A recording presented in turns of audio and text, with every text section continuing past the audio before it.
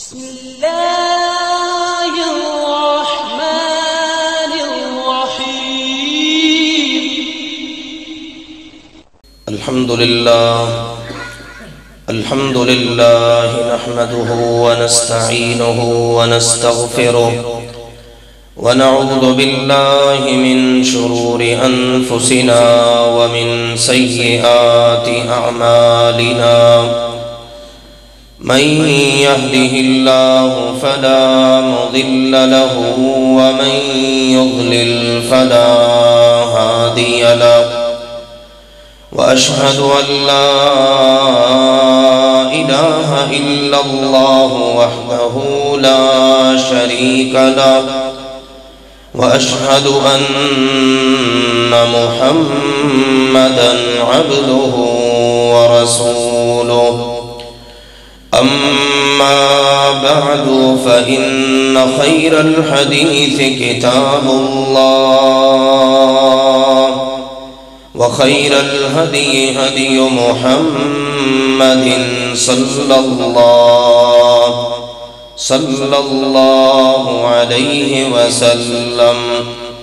وشر الأمور محدثاتها وكل محدثة بدعة وكل بدعة ضلالة وكل ضلالة في النار. يا أيها الذين آمنوا اتقوا الله حق تقاته ولا تموتن إلا وأنتم مسلمون. يا أيها الناس اتقوا ربكم الذي خلقكم من نفس واحدة وخلق منها زوجها وبث منهما رجالا كثيرا ونساء. واتقوا الله الذي تساءلون به والأرحام إن الله كان عليكم رقيبا. يا أيها الذين آمنوا اتقوا الله وقولوا قولا سديدا يصلح لكم أعمالكم ويغفر لكم ذنوبكم. ومن يطع الله ورسوله فقد فاز فوزا عظيما. أما بعد فأعوذ بالله من الشيطان الرجيم. بسم الله الرحمن الرحيم. قاف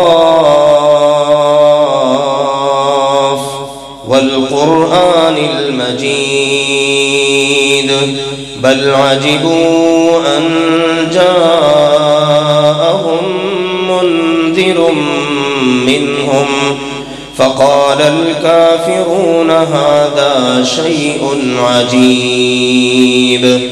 أإذا متنا وكنا ترابا ذلك رجع بعيد. قد علمنا ما تنقص الأرض منهم وعندنا كتاب حفيظ. بل كذبوا بالحق لما جاءهم فهم في أمر مريج. أفلم ينظروا إلى السماء فوقهم كيف بنيناها وزيناها وما لها من فروج. وقال سبحانه وتعالى وما خلقت الجن والإنس إلا ليعبدون ما أريد منهم من رزق وما أريد أن يطعمون إن الله هو الرزاق ذو القوة المتين. وقال تعالى وما أرسلنا من قبلك من رسول إلا نوحي إليه أنه لا إله إلا أنا فاعبدون. وقال عز وجل وأن المساجد لله فلا تدعوا مع الله أحدا. وقال رسول الله صلى الله عليه وسلم أسعد الناس بشفاعتي يوم القيامة من قال لا إله إلا الله خالصا من قبل نفسه. اللہ ذوالجلال والاکرام نے ارشاد فرمایا وما خلقت الجن والانس الا ليعبدون، میں نے جنوں اور انسانوں کو صرف اس لیے پیدا کیا ہے کہ وہ میری عبادت کریں. ما اريد منهم من رزق وما اريد ان يطعمون، میں ان سے کسی قسم کے رزق کا مطالبہ نہیں کرتا اور نہ یہ تقاضا کرتا ہوں کہ وہ کما کر مجھے کھلائیں. ان اللہ هو الرزاق ذو القوة المتین، یقیناً اللہ تعالی ہی بہت رزق دینے والا، قوتوں طاقتوں کا مالک ہے. دوسرے مقام پر اللہ سبحانہ وتعالی کا فرمان مبارک ہے وَمَا أَرْسَلْنَا مِن قَبْلِكَ مِن رَّسُولٍ إِلَّا نُوحِي إِلَيْهِ، ہم نے آپ صلی اللہ علیہ وسلم سے پہلے بھی جتنے رسول مبعوث کیے سب کی طرف ہم یہی وحی کرتے رہے انہ لا الہ الا انا فاعبدون، کہ جا کر اپنی اپنی امتوں کو بتا دو کہ اللہ کے علاوہ کوئی معبود نہیں. اس اللہ کا فرمان ہے میرے علاوہ کوئی معبود نہیں، پس تم سب صرف میری ہی عبادت کرو. ایک اور مقام پر اللہ عز و جل کا فرمان کچھ یوں ہے وَأَنَّ الْمَسَاجِدَ لِلَّهِ، اور یقیناً مسجدیں تو صرف اللہ کی ہیں. فَلَا تَدْعُوا مَعَ اللَّهِ أَحَدًا، پس تم اللہ کے ساتھ بھی کسی کو نہ پکارو. رسول اکرم صلی اللہ علیہ وآلہ وسلم نے ارشاد فرمایا اسعد الناس بشفاعتی یوم القیامہ، قیامت کے دن میری شفاعت و سفارش سے سب سے زیادہ سعادت مند خوش بخت وہ خوش نصیب ٹھہرے گا من قال لا الہ الا اللہ خالصا من قبل نفسه، کہ جس نے اپنے دل سے خالص ہو کر اپنی زبان سے کہا اللہ کے علاوہ کوئی معبود نہیں ہے۔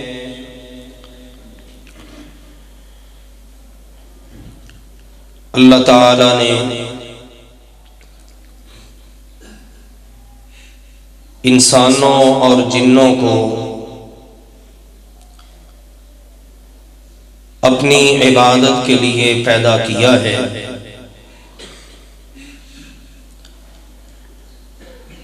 اللہ تعالی کی عبادت کیا ہے اور کس طرح کرنی چاہیے، ان سوالوں کا جواب ہر عبادت گزار کی ضرورت ہے۔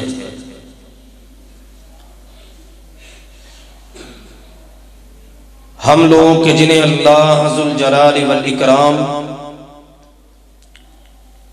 اپنی عبادت کی توفیق عطا کرتا ہے، ہم مسلمان، ہماری نگاہ میں عبادت کا تصور بہت محدود ہے۔ ہم سمجھتے ہیں کہ شاید عبادت صرف اسلام کے 5 ارکان پر مشتمل ہے، جبکہ ایسا نہیں ہے۔ ہم سمجھتے ہیں نماز پڑھ لی، ہم نے عبادت کر لی، سال بعد رمضان آئے گا، ہم روزے رکھیں گے، اللہ کی عبادت ہو گئی۔ اگر اللہ نے مال دیا ہے زکوٰۃ دیں گے، حج کریں گے، اللہ کی عبادت ہو گئی۔ یہ بڑا محدود سا تصور ہے۔ جان لیجئے اللہ کی عبادت، اس کا دائرہ اتنا ہی وسیع ہے کہ جس قدر اللہ ذوالجلال والاکرام کے لیے معبود کے لفظ کا دائرہ وسیع ہے۔ جس طرح اللہ ذوالجلال والاکرام کے علاوہ کوئی معبود نہیں، عبادت کے لائق نہیں، بالکل اسی طرح عبادت بہت وسیع المعنی کلمہ ہے۔ کس کو کہتے ہیں عبادت؟ ہوا اسم جامع لکل ما یحبہ اللہ ویرضا من الاقوال والاعمال والنیات۔ انسان اپنی زبان سے کچھ بولتا ہے، انسان اپنے وجود سے کچھ کرتا ہے، سوچتا ہے، ہاتھوں سے پکڑتا ہے، کانوں سے سنتا ہے، آنکھوں سے دیکھتا ہے، قدموں سے چلتا ہے، پورا وجود اس کا حرکت میں آتا ہے، حتیٰ کہ والنیات، دل کے اندر کوئی ارادہ بنتا ہے، پروگرام، میں یہ کام کر لوں، میں یہ کرنے کا ارادہ رکھتا ہوں، میری نیت یہ ہے۔ ان تمام اقوال، اعمال اور نیتوں میں جس خوش نصیب کی نیت یہ ہو کہ میری ہر بات سے، میرے ہر کام سے، میری ہر نیت سے اللہ راضی ہو جائے اور اللہ اس کی وجہ سے میرے ساتھ محبت کرے کیونکہ اللہ کو وہ میری ادا پسند آ گئی ہے، تو یہ عبادت ہے۔ صرف رکوع کر لینا، سجدہ کر لینا، قیام کر لینا یہ عبادت نہیں۔ ہم مسجد میں آئے، 5 وقت نماز ادا کی، 5 وقتوں کی نمازوں کا جو دورانیہ ہے، ایک نماز سے دوسری نماز تک کا وقت، ہم اس میں کھائیں، ہم اس میں پئیں، ہم کاروبار کریں، ہم لین دین کریں، ہم سوئیں، ہم جاگیں، ہم کہیں جائیں، کہیں آئیں، ہمارے 24 گھنٹے اگر ان کے اوپر اس بات کی چھاپ لگ جائے کہ میں نے جو بولنا ہے، میں نے جو کرنا ہے، حتیٰ کہ جو سوچنا، پلان بنانا، ارادہ کرنا ہے، اس سب پر اللہ کی رضا، اللہ کی محبت کی چھاپ ہو تو میرے عزیزو یہ اللہ کی عبادت ہے۔ اس لیے کہا جاتا ہے ہماری زندگی کا ایک ایک لمحہ عبادت بن سکتا ہے اگر ہم یوں گزاریں۔ تو اس کی بندہ کوشش کرے، اللہ ذوالجلال والاکرام پھر اس کوشش کے اندر بندے کو کامیاب بھی کر لیتا ہے، کیونکہ اس کا وعدہ ہے والذین جاہدوا فینا لنہدینہم سبلنا وَإِنَّ اللَّهَ لَمَعَ الْمُحْسِنِينَ، جو ہماری خاطر کوشش کرے گا، جد و جہد کرے گا، قدم بڑھائے گا، ہم آسانی کی راہیں اس کے لیے کھول دیں گے، اور وہ یاد رکھے وہ نیک بن رہا ہے، اپنی نیتوں میں، اپنے ارادوں میں، اپنے اقوال و افعال میں اس کو ہر وقت اللہ کا ساتھ نصیب رہے گا۔ تو اس کی خوش قسمتی کے کیا کہنے جس کے ساتھ اللہ ہو۔ شیاطین حملے کرتے ہیں، وسوسے ڈالتے ہیں، شیطان اچکنے کی کوشش کرتا ہے، بشری تقاضے کے مطابق اگر کسی وقت بندہ راہ راست سے ہٹ بھی جائے تو اللہ کا وعدہ پلٹ آئے، اس طرح بخشوں گا جیسے اس نے کیا ہی نہیں، بلکہ جو کیا ہوگا اس کو بھی نیکی بنا دوں گا۔ تو آؤ میرے عزیزو اللہ کی طرف، یہ اللہ کی محبت کے رنگ ہیں، انداز ہیں، لیکن آج انسان بھولا ہوا ہے، اللہ سے بھاگ رہا ہے۔ وہ اللہ، اس نے قرآن میں اپنا اعلان نوٹ کروایا، یا ایھا الانسان ما غرک بربک الکریم الذی خلقک فسواک فعدلک فی ای صورت ما شاء رکبک۔ اے انسان، تجھے تیرے رب کریم کے بارے میں، یہاں پر اللہ نے اپنی صفت کوئی غصے والی، غلبے والی، جبر والی، قہار والی نہیں نقل فرمائی۔ کیا کہا؟ بربک الکریم، تیرے کرم والے رب کے بارے میں انسان تجھے کس نے دھوکے میں ڈال دیا ہے؟ اس نے تو تیری صورت بنائی، وہ بنائی جو اسے پسند آئی۔ ہم سب جتنے بیٹھے ہیں، ہماری شکلیں کس کی پسند ہیں؟ اللہ کی پسند ہے۔ اس لیے کوئی انسان برا نہیں، بدصورت نہیں، یہ بنائی ہوئی شکلیں اللہ کی ہیں۔ فی ای صورت ما شاء رکبک، اللہ کو جس انسان کی جو شکل و صورت پسند آئی اللہ نے اسی میں اس کو بنا دیا۔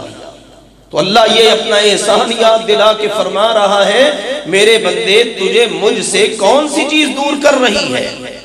اللہ کی عبادت کی طرف آئیے، اللہ کی محبت دلوں میں بیٹھائیے، اللہ کی رضا اس کو اپنی زندگی کا سب سے بڑا مقصد بنائیے۔ اب یہ کیسے ہوگا؟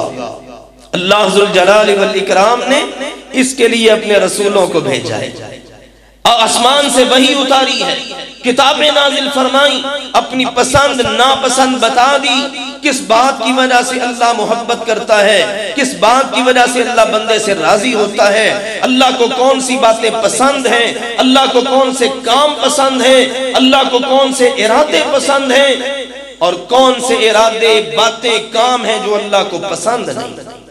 اس لیے سب سے بڑی اتھارٹی آپ کہہ لیجئے، سب سے بڑی رہنمائی کہہ لیجئے، سب سے بڑی اسٹیمپ کہہ لیجئے کہ جو ہماری عبادت کی قبولیت کے لیے اللہ ذوالجلال والاکرام کے ہاں اہمیت کی حامل ہے، وہ ہے عبادت وہ کرنی ہے جو رسول پاک نے بتائی۔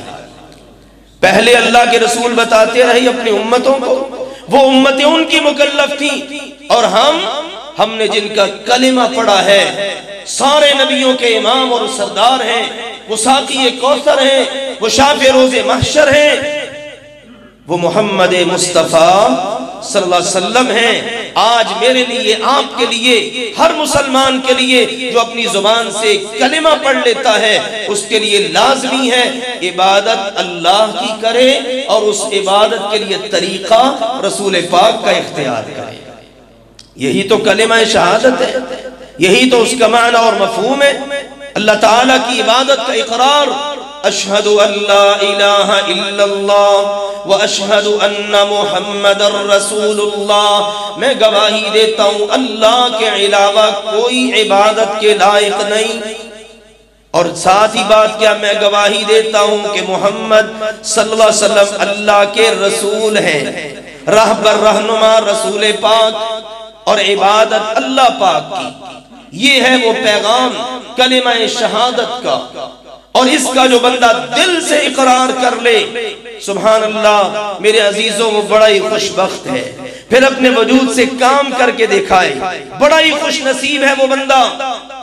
اور یہی بات نبی پاک صلی اللہ علیہ وسلم نے جا بجا سمجھائی، یہ اللہ کی عبادت، اکیلے اللہ کی عبادت، رسول اللہ صلی اللہ علیہ وسلم کے دیے ہوئے طریقے اور پیٹرن پر اللہ تعالیٰ کے ہاں وہ مقبول ہے، اور یہ اللہ کا حق ہے۔ سارے نبیوں کی یہی دعوت تھی۔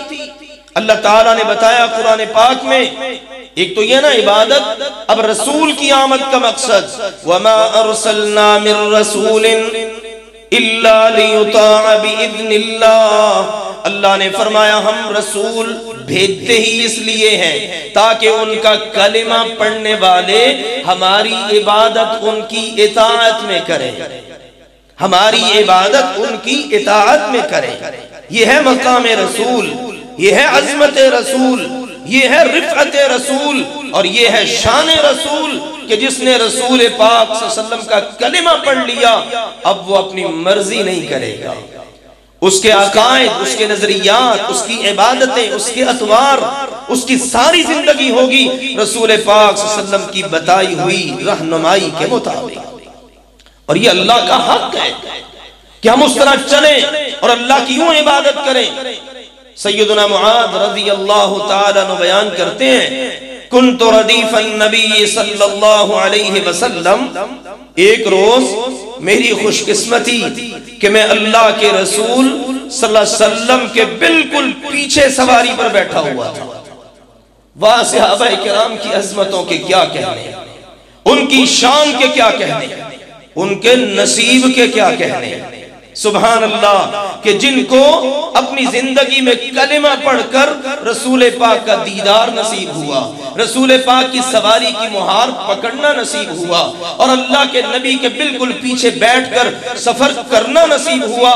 یہ تو دیگر صحابہ ہیں، ابو بکر کی عظمت کے کیا کہنے، ابو بکر کی عظمت رضی اللہ تعالی عنہ، سب سے پہلے مردوں میں کلمہ پڑھنے والا ابو بکر، سب سے پہلے حج اسلام کے اندر اس حج کو کروانے والا خطیب حج اور امام ابو بکر رضی اللہ تعالی عنہ، وہ ابو بکر کہ جو سفر میں اللہ کے نبی صلی اللہ علیہ وسلم کے ساتھ رہے، ہجرت کا سفر ساتھ کیا، ہجرت کر رہے رسول پاک اور سواری ہے ابو بکر کی، گھر ہے رسول پاک صلی اللہ علیہ وسلم کا اور اس میں آپ کی بیوی بیٹی ہے ابو بکر کی، اور ابو بکر رضی اللہ تعالی عنہ ساری دنیا جھٹلا رہی ہے، کیسے ہو سکتا ہے راتوں رات بیت اللہ سے بیت المقدس کا سفر، مکہ سارا چیخ اٹھا، ہم کہتے تھے نا معاذ اللہ مجنون ہے محمد، اس پر جنوں کا اثر ہے، بھلے یہ بات ماننے میں آتی ہے،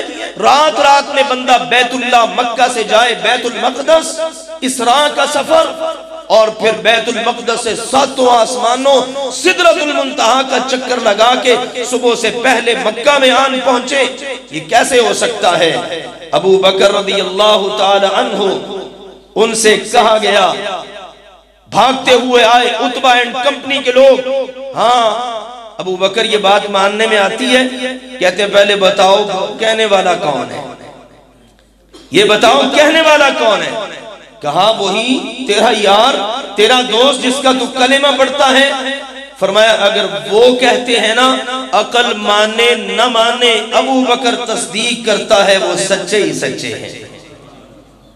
اس دن سے نبی پاک نے کہا آج کے بعد ابو بکر صرف ابو بکر نہیں بلکہ ابو بکر الصدیق ہے، نبیوں کے بعد جس کا سب سے اونچا مقام ہے وہ الصدیق ابو بکر ہے رضی اللہ تعالی عنہ، کہ جن کی خلافت کو مسلمانوں نے بھی قبول کیا اور اللہ نے بھی۔ اللہ کے نبی صلی اللہ علیہ وسلم کے آخری ایام وفات کے آپ قریب ہیں اور بیماری کے ایام ہیں، آپ علیہ السلام یہ فرما گئے یا اب اللہ والمسلمون، اللہ بھی نہیں مانتا، مسلمان بھی نہیں مانتے کہ میرے بعد ابو بکر کے علاوہ کوئی اور خلیفہ بنے۔ یہ مقام، یہ رفعت، کوئی اٹھ کر ان کے بارے میں اللہ معاف فرمائے اپنی زبان کو دراز کرے، اس کو اپنے ایمان و اسلام کی فکر کرنی چاہیے۔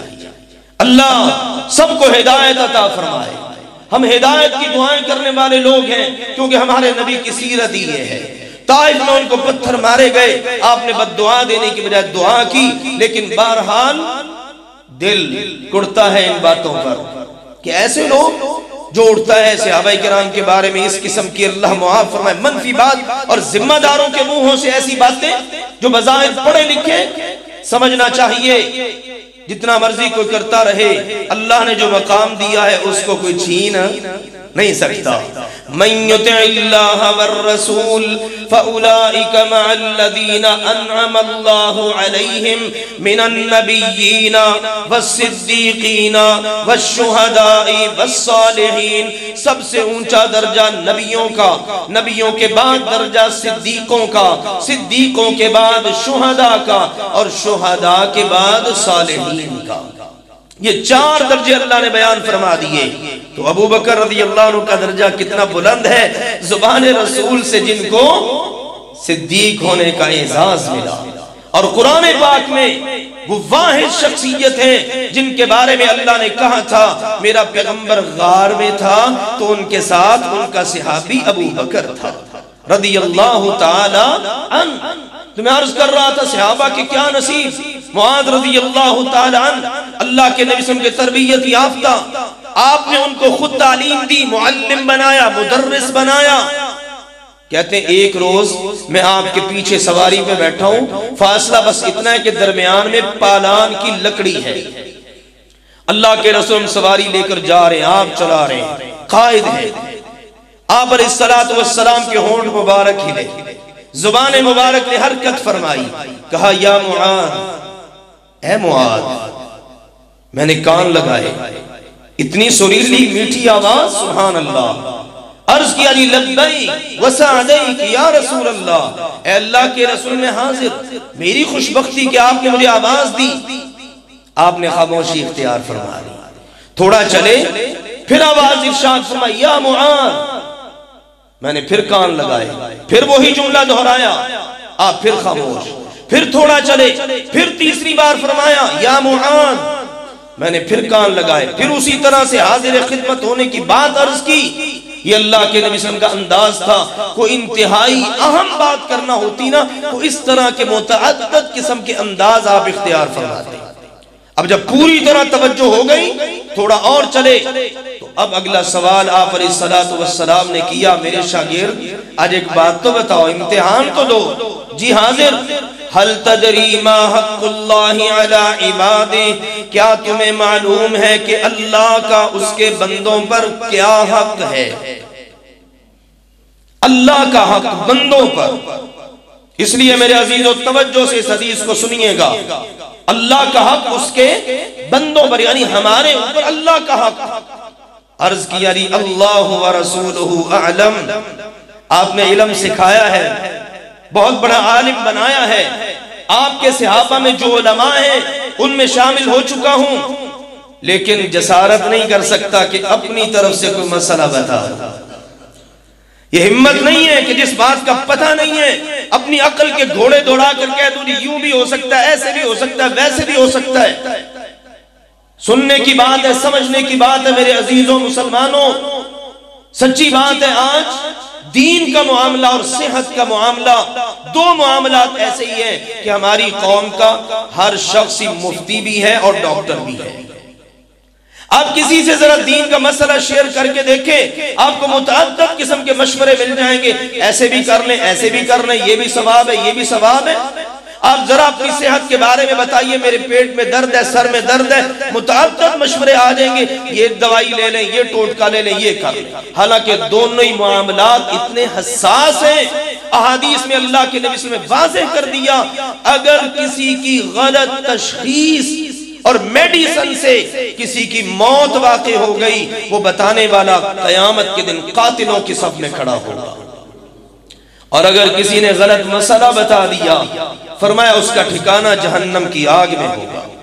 یہ کوئی معمولی مسئلہ ہے، اس لیے بہت احتیاط کی ضرورت ہے۔ تو سیدنا معاذ رضی اللہ عنہ جیسے عظیم المرتبت صحابی عالم کیا کہتے ہیں کہ اللہ اور اس کے رسول کو خوب معلوم ہے، آپ نے فرمایا سنو پھر، حق اللہ علی عبادہ ان یعبدوہ ولا یشرکوا بہ شیئا، اللہ کا حق اس کے بندوں پر یہ ہے بندے صرف اس کی عبادت کریں اور اس کے ساتھ کسی کو بھی شریک نہ بنائیں۔ یہ اللہ کا بندوں پر حق ہے۔ آج میں اور آپ، ہمارا کوئی حق ہوتا ہے، ہم اس کے لیے جناب مرے مارتے پھرتے ہیں، ٹھیک ہے نا کہ جی میرا حق ہے۔ یہ کس کا حق ہے؟ اللہ کا۔ اگلی بات سنیے، پھر آپ نے پوچھا اچھا اب یہ بتاؤ اتدری ما حق العباد علی اللہ، کیا اب تمہیں معلوم ہے جو بندہ یہ حق ادا کرے اللہ کا، پھر اللہ پر اس بندے کا کیا حق ہے؟ یہ اللہ کی محبت ہے، وگرنہ اللہ تعالیٰ تو بے نیاز ہے نا، وہ کسی کے آگے بے بس نہیں، محتاج نہیں۔ اللہ کی محبت ہے، بندہ اللہ کا حق پورا کرتا ہے، اللہ کہتا ہے چلو بدلے میں بھی اپنے اوپر ایک بات لازم کر لیتا ہوں۔ سبحان اللہ۔ تو سنیے میرے عزیز اور ایمان کو تازہ کیجئے۔ سیدنا معاذ نے کہا رضی اللہ عنہ نے کہ جی نہیں معلوم، اللہ رسول کو خوب معلوم ہے۔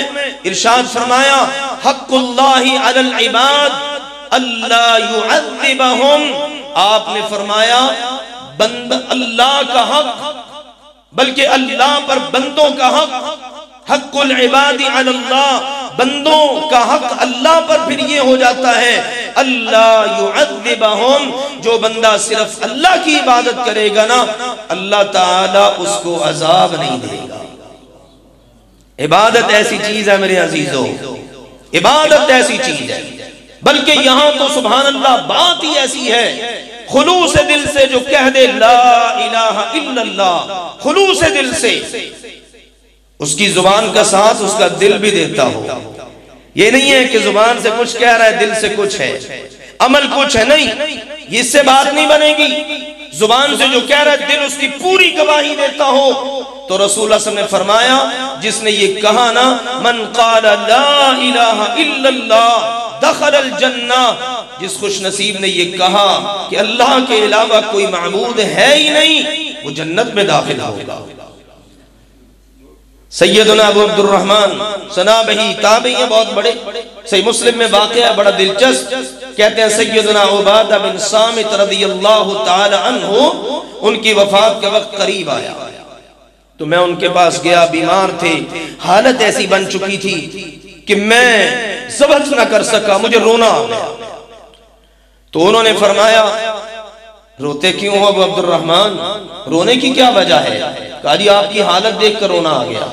کہا مجھے یقین ہو چکا ہے میرا وقت آخر آ چکا ہے، اگر مجھے اللہ تعالیٰ نے موقع دیا قیامت کے دن کہ میں تیرے کچھ کام آ سکوں، اللہ نے کہا بھی کسی کی سفارش کر، تو میرے سارے شاگردوں میں تو خوش نصیب ہے جس کی میں سفارش کروں گا۔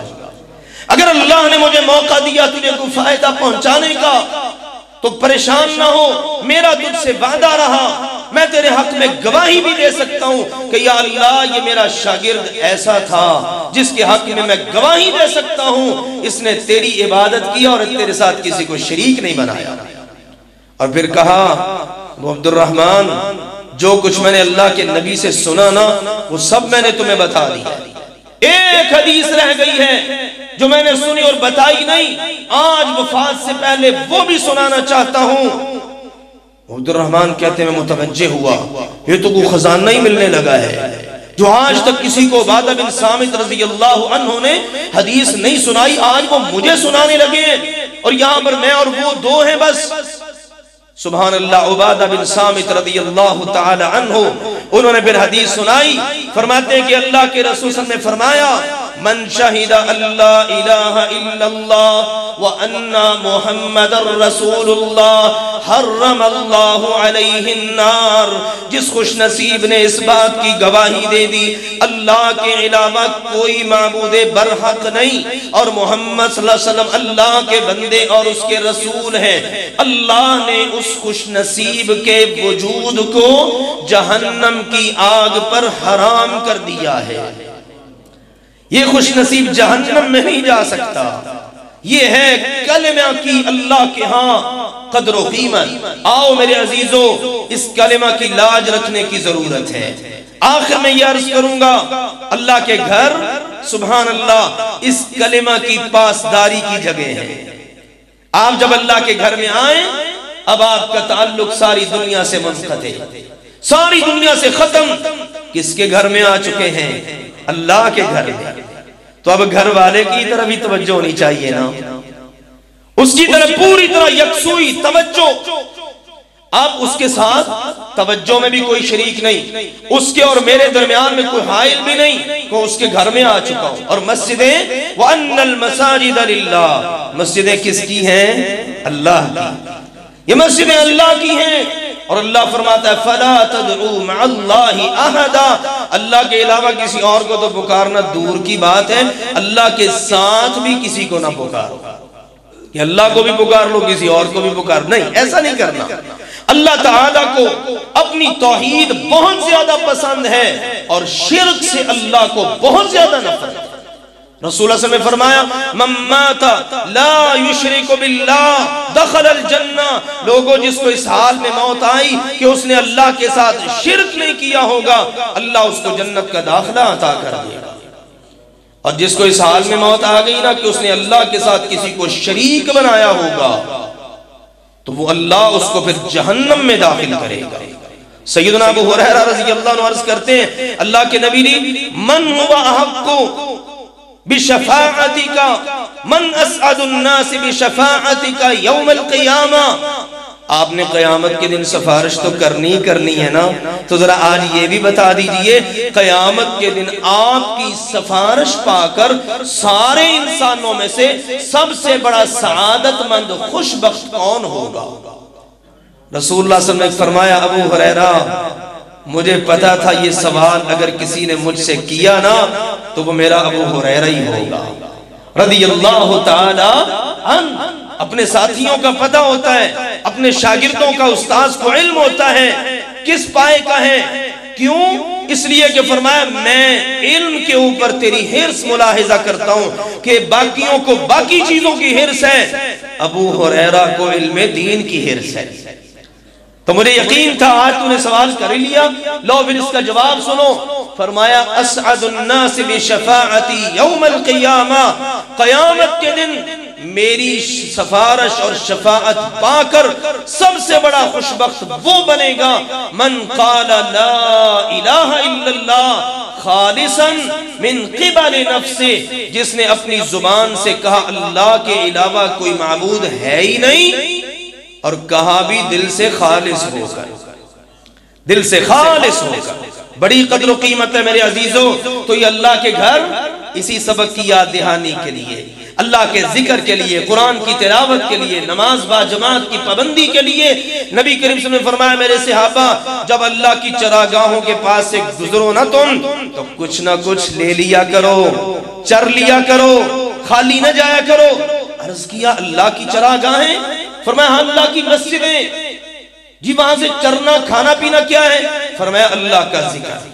جب اللہ کے گھروں میں آؤ اللہ کا ذکر کرو، نماز پڑھو۔ مساجد کے اندر شور و غل اللہ کے نبی کو پسند نہیں تھا، اللہ کو بھی پسند نہیں۔ یہ عبادت کی جگہ ہیں، عبادت کی جگہ ہیں، اور ان کو سبحان اللہ ان کے ساتھ دل لگانا، ان کو صاف ستھرا رکھنا، ان کے ساتھ محبت کرنا، کیونکہ اللہ کا گھر ہے۔ نبی کریم صلی اللہ علیہ وسلم نے فرمایا جو صبح بھی مسجد میں آئے شام کو بھی مسجد میں آئے مسجد کا خیال رکھتا ہے تم سارے کے سارے اس کے ایمان کے گواہ بن جاؤ۔ اور یہ تک فرمایا جس نے اللہ کی رضا کے لیے اللہ کا گھر بنایا، ایک حدیث میں اتنا ہے چھوٹے سے پرندے کے گھونسلے کے برابر بھی اگر جگہ بنا دی اللہ کے گھر کے لیے اللہ جنت میں اس کا محل بنا دے گا۔ اللہ کو سب سے محبوب روئے زمین پر اگر کوئی جگہ ہے تو وہ مسجد ہے۔ اور فرمائے جنت کے باغ ہیں، قیامت کے زلزلے آئیں گے، ہر چیز تہس نہس، پوری زمین چٹیل میدان، بڑے بڑے پہاڑ بھی بالکل زمین کے ساتھ مل جائیں گے، لیکن فرمایا اللہ کے گھر ایسی سبحان اللہ عظیم اور اللہ کی محبوب جگہ ہیں، اللہ ان کو ایسے ہی اٹھا کر جنت کے باغوں میں منتقل کر دے گا۔ یہ ہے مسجد میرے عزیزوں. خوش بخت ہیں وہ لوگ جو مسجدوں کے ساتھ محبت کرتے ہیں، مسجدیں بناتے ہیں، مسجدوں کی تعمیر میں، آباد کاری میں ماشاءاللہ اپنا حصہ ڈالتے ہیں اور آگے سے آگے بڑھتے ہیں. آپ لوگ بھی انتہائی خوش نصیب ہیں. آج اللہ کے اس گھر کی محبت میں آپ ماشاءاللہ تشریف لائے، اللہ کے گھر کو آباد کیا. اللہ آپ سب کے گھروں کو آباد فرمائے اور اللہ ذوالجلال والاکرام ہم سب کا یہ عمل اپنی بارگاہ میں قبول فرما لے اور اللہ اس گھر کو پورا ایک مرکز بنا دے جہاں پر لوگ عبادت بھی کریں، لوگوں کو روحانی تسکین بھی ملے، پوری روحانی غذا ملے، لوگوں کو یہاں سے راحت ہی راحت ملے اور یہ پیغام دور دور تک پہنچے اور اللہ کے فضل و کرم سے یہ جگہیں اسلام کے قلعے اور مرکز قرار پائیں. اور قیامت کے دن جب ہم اللہ کی بارگاہ میں کھڑے ہوں گے، اول تو اللہ ہمیں پھنسنے کا موقع ہی نہ دے، کیونکہ جو پھنس گیا وہ مارا گیا.